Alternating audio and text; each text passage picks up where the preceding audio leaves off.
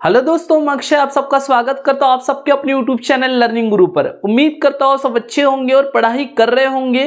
तो आज की इस क्लास का जो टॉपिक है वो हमारा वैल्यूएशन ऑफ शेयर का पार्ट नंबर 3 है, जहां पर हम आपको अगेन एक नए क्वेश्चन के बारे में बताएंगे जैसे हमने पार्ट 2 में डिस्कस किए थे लास्ट में। तो इस वाले पार्ट में हम आपको एक छोटा सा चेंज बताएंगे। जो यील्ड वैल्यू होती है उसमें भी अलग अलग मेथड्स होती है। लास्ट टाइम हमने फ्यूचर मेंटेनेबल प्रॉफिट को कंसिडर किए थे। कभी कभी हमें एक एवरेज रेट दे देता है क्वेश्चन और उससे कैसे क्वेश्चन को बनाया जाता है यील्ड वैल्यू मेथड में, वो हम सीखेंगे। मतलब इस वाले क्वेश्चन को एग्जाम पॉइंट ऑफ व्यू देखा जाए तो बड़ा ही इंपॉर्टेंट है। बहुत सारी नई बातें आपको इसमें सीखने को मिलेंगी और आप ये 6 पार्ट अगर देख लेते हो तो आपको वैल्यूएशन ऑफ शेयर में कभी दिक्कत नहीं आएगी। इसकी 100% एश्योरेंस मैं आपको देता हूं। तो चलिए, बातें हमारे समय के साथ होंगी। अभी चलते हैं क्वेश्चन की तरफ। तो क्वेश्चन में जब भी हम बात करते हैं, आपको हमने पहले ही बताया कि पेपर में क्वेश्चन सॉल्व करने से पहले भी आप क्वेश्चन को पढ़ोगे। जब आप क्वेश्चन पढ़ोगे तभी आपकी उसकी अंडरस्टैंडिंग अच्छी आएंगे और क्वेश्चन को आप जल्दी बना पाओगे। तो पढ़ना बड़ा जरूरी होता है। तो इस क्वेश्चन को हम आपको पढ़ा देते हैं। पहले कि क्या लिखा है, तो जैसे कि लिखा है the balance sheet of the Ganesh limited. तो एक बैलेंस शीट है हमारे पास, ये बैलेंस शीट दी है गणेश लिमिटेड की और कब की है, तो 31 मार्च 2007 की है। तो इसमें से हम देख लेते हैं हमारी लायबिलिटी साइड से हम देख लेते हैं इंटरनल लायबिलिटी कौन सी है, एक्सटर्नल कौन सी है। असेट साइड से देख लेते हैं कि फिक्टिशियस कौन सी असेट्स है और कौन सी असेट्स फिक्टिशियस नहीं है। फिक्टिशियस क्यों देख रहे हैं हम, तो फिक्टिशियस को कैलकुलेशन में नहीं लेना है, तो इसलिए हम यहां से देख लेते हैं ये चीजें। अब देखते हैं यहां पर, तो 2000 इक्विटी शेयर्स है। नंबर ऑफ इक्विटी शेयर कितने हैं, 2000 है इक्विटी शेयर्स है। एक शेयर 100 रुपए का है और ऐसे कितना रुपए है, 2 लाख रुपए इनके पास शेयर कैपिटल है। तो ये शेयर कैपिटल शेयर होल्डर की होती है, इसलिए हमारी कौन सी लायबिलिटी है, इंटरनल लायबिलिटी है। जनरल रिजर्व भी किसको मिलता है, शेयर होल्डर को मिलता है, इसलिए भी हमारी इंटरनल लायबिलिटी है। आपका प्रॉफिट एंड लॉस अकाउंट ये क्या होता है, ये भी शेयर होल्डर का हिस्सा होता है, इसलिए ये भी कौन सी लायबिलिटी है, हमारी इंटरनल लायबिलिटी है। क्रेडिटर आउटसाइड वाले पर्सन होते हैं, इनको बाहर पेमेंट करना पड़ता है, ये हमारी एक्सटर्नल लायबिलिटी हो गई। प्रोविजन फॉर टैक्सेशन, गवर्नमेंट को पैसा देना पड़ता है बेटा प्रोविजन ऑफ टैक्सेशन का, ये भी हमारे एक्सटर्नल लायबिलिटी हो गई। और प्रोविडेंट फंड भी इंप्लॉय को दिया जाता है, इसलिए भी हमारी क्या हो गई, इंटरनल लायबिलिटी हो गई। मतलब स्टार्टिंग के ये 3 जो हो गए हमारे कौन से लायबिलिटी हो गए, इंटरनल, और ये इंप्लॉय को देना है इसलिए एक्सटर्नल है, ये गवर्नमेंट को देना है टैक्स इसलिए एक्सटर्नल है, क्रेडिटर मतलब किसी और बंदे को पैसे देना है इसलिए एक्सटर्नल है। तो हमने इंटरनल और एक्सटर्नल का क्लासिफिकेशन कर चुके हैं। फिर देखते हैं लैंड एंड बिल्डिंग हमारे लिए फिक्टिशियस नहीं है, ठीक है, ऑल असेट्स की कैटेगरी में आएगा। मशीनरी को भी कैलकुलेशन में लेंगे बेटा, इन्वेस्टमेंट को भी लेंगे, डेटर्स को भी लेंगे, कैश को भी लेंगे और कैश एट बैंक को भी लेंगे, स्टॉक को भी लेंगे और कैश एट बैंक को भी लेंगे। अब यहाँ इन्वेस्टमेंट एट कॉस्ट लिखा है, कितना लिखा है, 45,000 और ब्रैकेट में लिखा है इन्वेस्टमेंट वैल्यू, मार्केट वैल्यू दिया है इन्वेस्टमेंट की कितनी, 37,500। तो कौन सी वैल्यू लेंगे, तो बेटा ये वैल्यू नहीं लेंगे। हम असेट्स को कौन सी वैल्यू पर रिकॉर्ड करते हैं, तो मार्केट वैल्यू पर हम क्या करते हैं, उनको रिकॉर्ड करते हैं। तो इन्वेस्टमेंट की मार्केट वैल्यू क्या दे के रखी है, 37,500 दे के रखी है, 37,500 दे के रखी है। अब एडिशनल इंफॉर्मेशन में देख लेते हैं बेटा कि क्या लिखा है।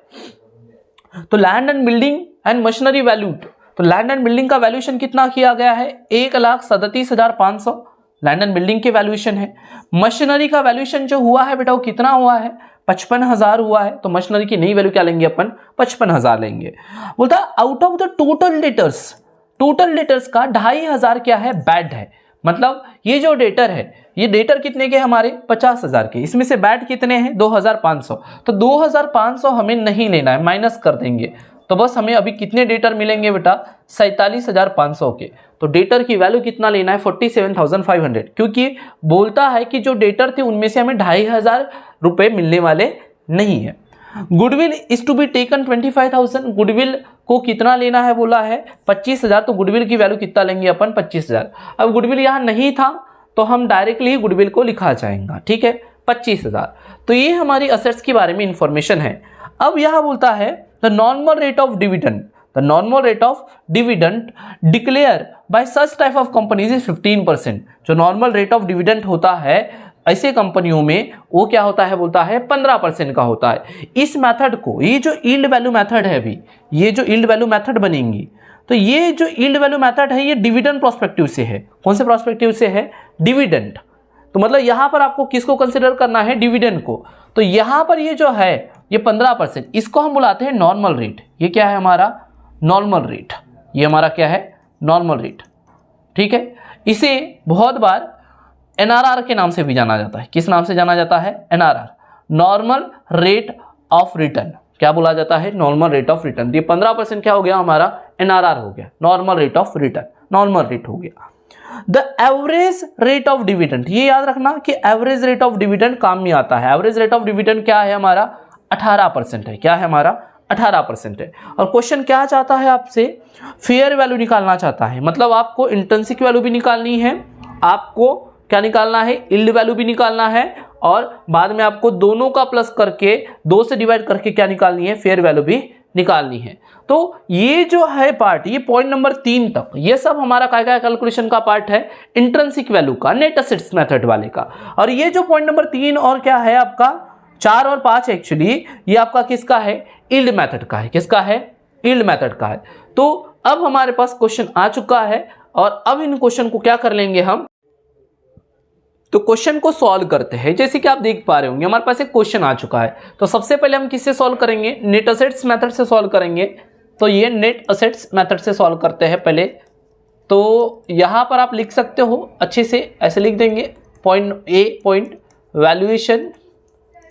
Valuation of shares by net assets method, ऐसा आप लिख दो कि पहले हम किससे करेंगे, नेट एसेट मेथड से करेंगे।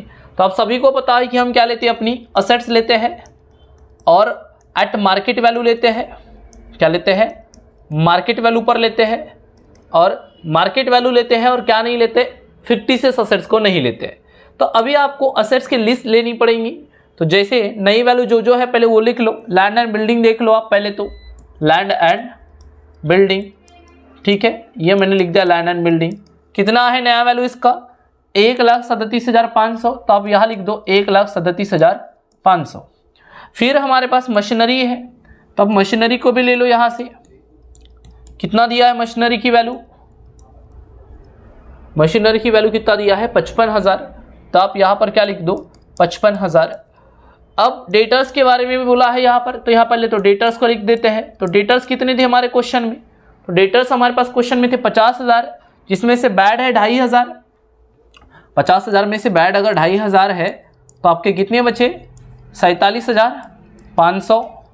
और आपको गुडविल लेने को क्या कहा गया है, कितना लेने को कहा गया गुडविल, तो गुडविल हमें लेने को कहा गया है कितना रुपए, तो गुडविल लेने को कहा गया हमको 25,000। तो हम गुडविल ले लेंगे 25,000। तो ये पूरे असेट्स हो गया। ये फिर हमारा यील्ड मेथड का है करके हमने पहले आपको बताए थे। तो अब यहाँ से देख लो क्या क्या नाम आपने नहीं लिए हो, लैंड एंड बिल्डिंग हो चुका है, मशीनरी हो चुका है, इन्वेस्टमेंट एट कॉस्ट लिखा है। तो कौन सी लूँ इन्वेस्टमेंट की वैल्यू, तो इन्वेस्टमेंट की हम कौन सी वैल्यू लेंगे, तो इन्वेस्टमेंट की हम लेंगे मार्केट वैल्यू 37,500।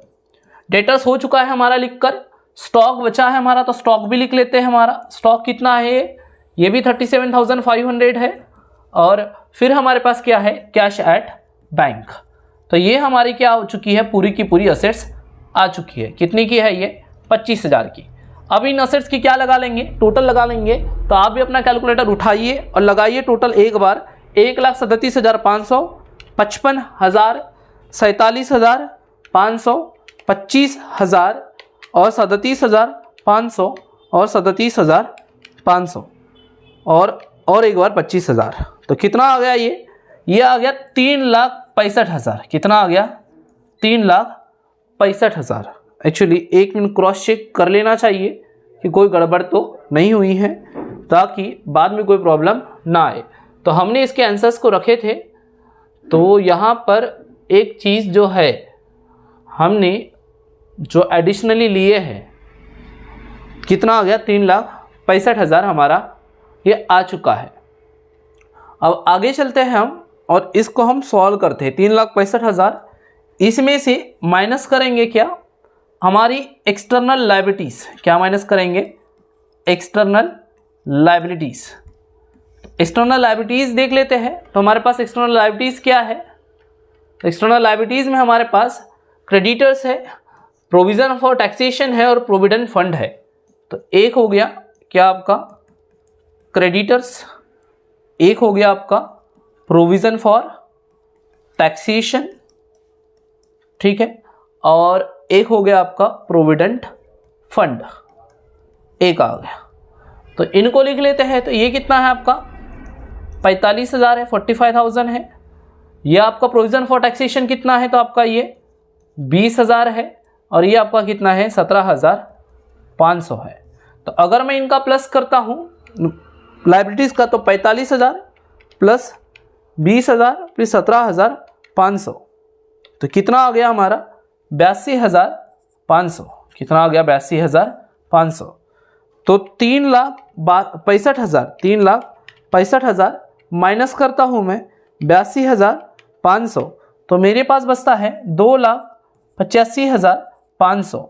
इसको क्या नाम देंगे हम, amount available for equity share holder. क्या नाम देंगे, amount available for equity share holder. और अगर मुझे इसकी इंट्रिंसिक वैल्यू निकालना है तो क्या करूंगा, इंट्रिंसिक वैल्यू निकालने के लिए, तो इंट्रिंसिक वैल्यू का फॉर्मूला आपको पता है, क्या होता है, अमाउंट अवेलेबल, क्या लिखते हैं, amount available for equity share holder लिखते हैं, और अपॉन किससे करते हैं, तो नंबर ऑफ इक्विटी शेयर से, नंबर ऑफ इक्विटी शेयर से। तो आपके पास कितने हैं नंबर ऑफ इक्विटी शेयर्स, मतलब अमाउंट कितनी बची है 2,82,500, ये amount of equity share holder है। नंबर ऑफ इक्विटी शेयर्स कितने हैं 2,000, तो आप इसको 2,000 से क्या कर लो, डिवाइड कर लो। 2,82,500 को अगर मैं डिवाइड करता हूँ कितने से, 2,000 से, ये आता है मेरा 41.25। तो ये मेरा जो आया वो क्या आया, इंट्रिंसिक वैल्यू आया। क्या आया, इंट्रिंसिक वैल्यू आया। अब मुझे यील्ड वैल्यू निकालना है। क्या निकालना है, यील्ड वैल्यू निकालना है। तो इसी का मैं कॉपी वर्जन ले लेता हूं ताकि आपको समझाने में आसानी हो जाए। तो इसको हमने कॉपी कर ले ए, तो हमारे पास क्वेश्चन सेम रहेगा। तो इंट्रिंसिक वैल्यू मैं यहाँ पे लिख देता हूँ 41 पॉइंट क्या आई है 25 आई है। अब इसको मैं यहाँ से हटा देते हैं हम इस क्वेश्चन को जो भी हमने आंसर बनाए हैं, और अब दूसरी मेथड का क्या कर लेते हैं यूज। आप स्क्रीनशॉट भी ले सकते हो, ठीक है, लिखने के लिए। तो ये हो गया। अब हमें क्या करना है, अब हमें इसमें यील्ड वैल्यू लगाना है, पर यील्ड वैल्यू जो निकालेंगे हम वो रेट ऑफ डिविडेंड मेथड से निकालेंगे। मतलब पॉइंट नंबर बी जो कैलकुलेशन करेंगे हम होगा valuation of shares by yield value method, yield value method. But ये जो बेस होगा वो होगा बाय डिविडेंड मेथड। क्या होगा, बाय डिविडेंड मेथड। मतलब यील्ड मेथड में भी एक जो मेथड होती है कौन सी होती है, डिविडेंड मेथड। मतलब हम किसको करते हैं कंसीडर, रेट ऑफ डिविडेंड को कंसीडर करते हैं। तो इसका फॉर्मूला क्या होता है, तो इसका फॉर्मूला होता है एवरेज रेट ऑफ डिविडेंड। क्या होता है, average rate of dividend upon में होता है normal rate of dividend, normal rate of dividend, normal rate होता है, इनटू में होता है paid up value of equity share holder. तो यहां से वैल्यू ले लेते हैं। एवरेज रेट ऑफ डिविडेंड हमने पढ़े थे कितना था 18%, तो यहां ऊपर में क्या लिखेंगे 18। नॉर्मल रेट क्या दिया है आपके पास, तो नॉर्मल रेट कितना दिया है हमारे पास, तो ये नॉर्मल रेट के बारे में बात हुई थी, कितना है 15%। और paid up value of share कितनी है 10 रुपये, सॉरी 100 रुपये।